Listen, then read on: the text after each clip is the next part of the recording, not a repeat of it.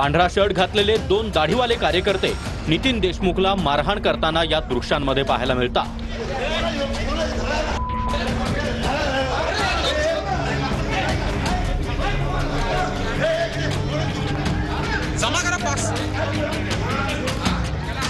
विधान भवनाच्या सुरक्षा रक्षकांनी मध्ये पडत ही हाणामारी थांबवली।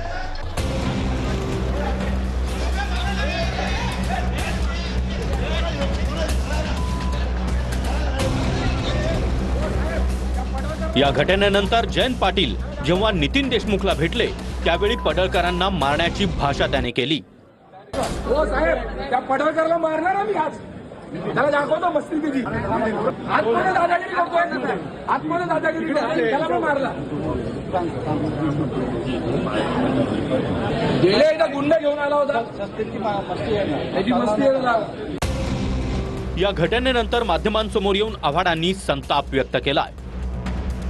विधानसभेमध्ये विधिमंडळाच्या पायऱ्यांवर भवनामध्ये आमदार सुरक्षित नसतील तर कशाला राहायचं आमदार? काय गुन्हा आमचा?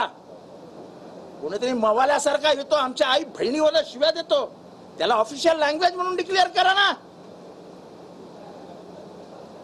अनपार्लमेंटरी वर्ड्स वापरले जातात, करून टाका पार्लमेंटरी वर्ड्स आहेत म्हणून।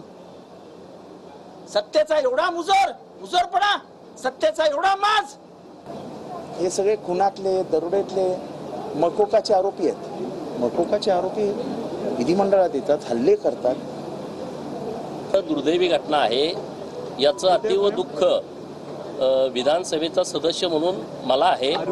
मी महाराष्ट्र विधानसभेचे अध्यक्ष आणि सभापती हे आवार पूर्ण त्यांच्या अंतर्गत असल्यामुळं मी दिलगिरी व्यक्त करतो।